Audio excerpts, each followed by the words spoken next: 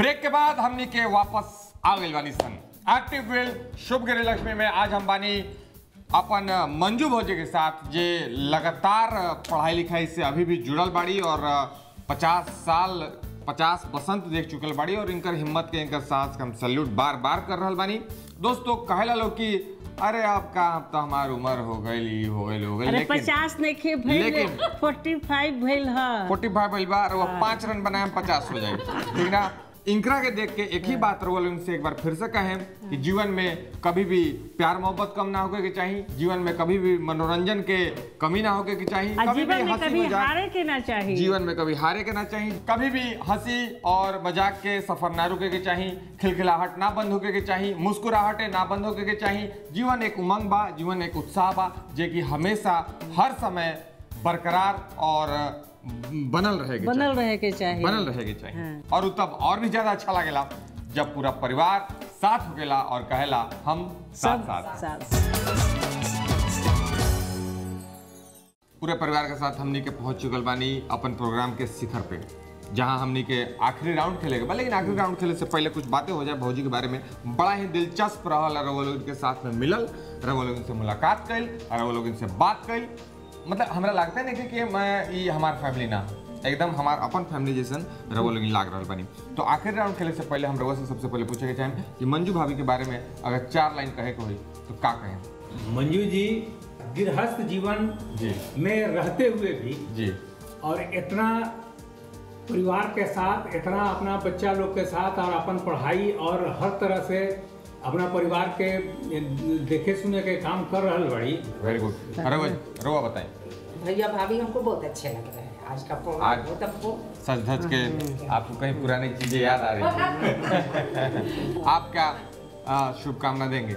Manju aunty बहुत अच्छी है, बनमान मतलब हंसते रहती है, हंसते रहती है, किसी बात पे हंसते रहती है, बहुत अच्छी लगती है, कोई भी बात बोलो हंस देती है। ठीक है फिर नूतन जी रेवा का कायम मंजू जी और जोड़ी के बारे में शुभकामना है कि ये आगे बढ़े और शुरू से ही संघर्ष और लगन से ही हर चीज में ये रही है पार्टिसिपेट। Very good. क्या बात है? बहुत आप धन्यवाद आपको। आप अगर मंजू जी के बारे में कहें तो क्या कहें? जी बताएं। शुरू से हम लोग जयप्रकाश नारायण आंदोलन से भी जुड़े हुए हैं। अच्छा। और संघर्ष से भी हम मंजू नूतन और दीदी हम लोग सब कोई साथ में जुड़े हुए हैं।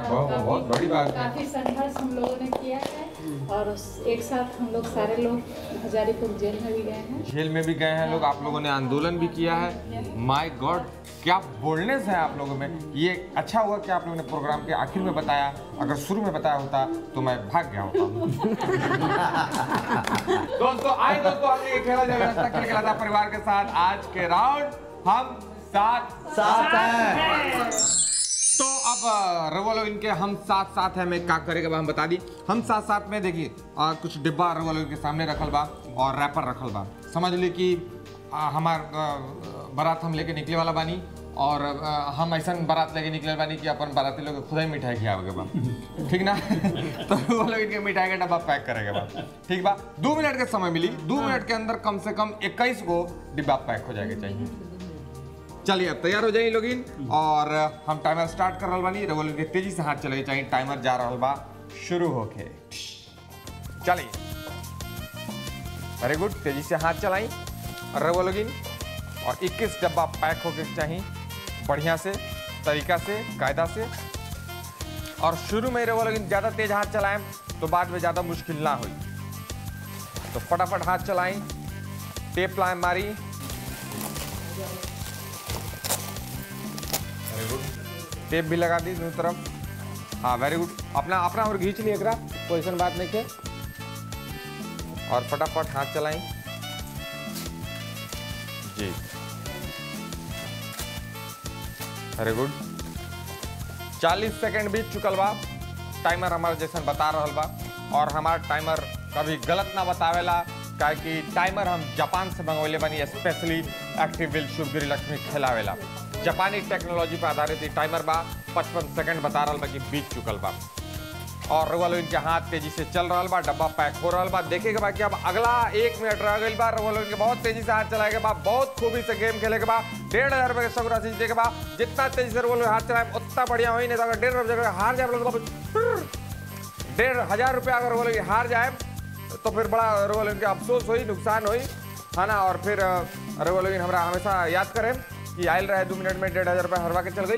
तो हमने की चाहत करो वो टाइप से याद करी, हमारा चाहता नहीं कि रउआ पॉजिटिव वे में याद करी कि 1500 रुपया 1-2 मिनट में हमारा जीता के चल गए। 2 मिनट में रउआ लोग से पहले 1500 रुपये के सगुन राशि ना जीतल हो। अब फटाफट हाथ चले रहो, देख सकते हैं कि बहुत सारा डिब्बा एक साथ पैक हो रहा बा, बहुत तेजी से पैक हो रहा बा। लाल रंग में, कोई नीला रंग में, कोई पीला रंग में बहुत डब्बा पैक हो रहा बा। 1 मिनट 42 सेकंड बीत चुकल बा और बात 15 सेकंड रउआ लोग के पास रह गए। बहुत तेजी से हाथ चलाई रउआ लोग और तेज चलाई हाथ। देखी रुकी लोगी, देखी फटाफट रुक गई बानी। देखिए रुके से काम ना चले, देखिए बाद में परेशानी हुई, नुकसान हुई तो बाद में हमरा मत बोले। 5 सेकंड रउआ लोग के पास रह गए। देखिए हाथ चलावे 1 minute 57 second, 1 minute 58 second, 1 minute 59 second और समय समाप्त।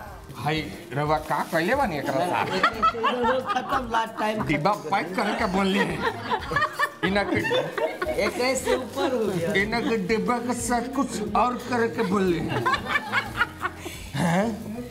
अरे वो छोड़ दी, कुछ काम तो हमरा पे भी छोड़ी। चलिए आइए अब गिन लिया जाओ कि कितना डिब्बा रउआ लोग पैक कर ले बानी फाइनली।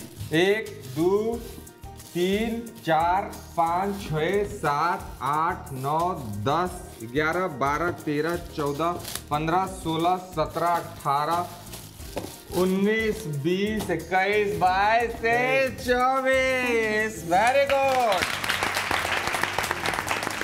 यानी कि मंजू जी के परिवार 1500 रुपए के शगुन राशि जीत गए बा। ओहो तालियां हो जाए एक बार। बहुत खूब, बहुत खूब। भौजी देख जी कुछ कहे के चाहता नहीं, बोली। देखी हमारे परिवार लोग कितना मदद करेला हमरा के आगे बढ़े में। जी लोग प्यार करेला हमरा। और वो बहुत लगी बानी कितना खूबसूरत परिवार के बीच में राउर आगमन भइल बा और वो इन लोग के साथ रह रहल बानी। भगवान ऐसा सौभाग्य देले बारन जी कि इतना बढ़िया परिवार में हम और भगवान रुआ एक और भी चीज देवे जा रहल बाने। रुआ जीत गइल बानी जो राशि 4000 रुपए के राशि जो रुआ जीतल बानी हम देवे जा रहल बानी। कैमरा पे दिखा दी, रुआ उनके दिखा दी, आपस में ही ना कि छिपा ले और बाद में मालूम ना चलत रुआ लोग सामने हम दे दे रहल बानी। भौजी एकरा ग्रहण करी, का बात तालियां हो रही हैं। इतने पे ना भौजी अभी रउआ मिल रहा बा एक्टिव व्हील की ओर से शानदार गिफ्ट हैम्पर जेमे बा नींबू की शक्ति और हजारों फूलों के खुशबू। यो ग्रहण करी भौजी, का बताऊं। और स्पेशली हम एक्टिव व्हील वाला लोग के कहले रहनी कि भौजी जौन कलर के साड़ी पहले बाड़ी वही कलर के पैकिंग हो गई। देखिए खासियत देखिए हमारे प्रोग्राम के।